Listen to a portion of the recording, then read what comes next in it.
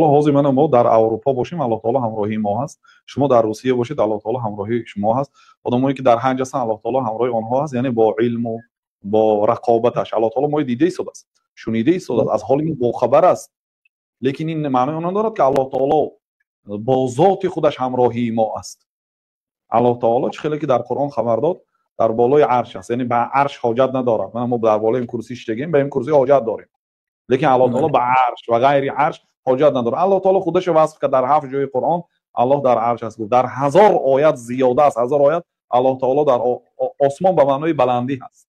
حالا اینکه هفتم قبل آسمان تمام میشه، بحر است، بعد از اون مثلا عرش است، جنت هم در زیر عرش است. عرش تمام مخلوقات احاطه کرده، بیرون از عرش چیزی نیست. جنت هم در زیر عرش، دوزخ هم در همین زیر عرش، همه چیز عرش احاطه کرده گرفته است. الله تعالی بیرون از عرش، الله تعالی بیرون از عرش، برای آنکه عرش اینا مخلوق هستند. الله تعالی بسیار ذاتی بزرگ است، بنابراین الله تعالی در همه جا هست. من این اعتقاد قبول دارم. یعنی چه خیلی که الله تعالی میگه هو معکم اینما کنتم، الله تعالی همراه شما در کجایی که شما باشید.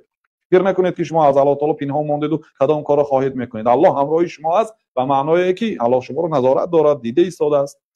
چون این معنی این گپ عادی هست. مسافران میگفتن که ما زلنا نسیر والقمر معنا، ما همیشه شبی دراز سیر کردیم و همین ماهتاب هم همراهی ما بودن، کجایی که رفتیم ماهتاب هم خطی ما رفت. میگن درست است که ماهتاب وقتی که راه میگردد خطیتان راه گشته ایستاده است. یک شبی دراز راه گشتید و ماهتاب هم خطیتان بود، یا آفتاب روزانه راه گشتید، آفتاب دیده روان رفتید، به کجایی که روید آفتاب هم خطیتان رفت. یعنی همین آفتاب همراهی شما بودنش یا ماهتاب همراهی شما بودنش آیا معنای آن را دارد که آفتاب همین دربری شما بود؟ نه. یعنی ما شبی دراز راه گشتیم و ماهتاب همراه ما بود و معنای اینکه ماهتاب هم دیده می ایستادیم در رو برا ما بود. یعنی راه روی دیگر در نظرتان ماهتاب راه سیر داره، حرکت دارد.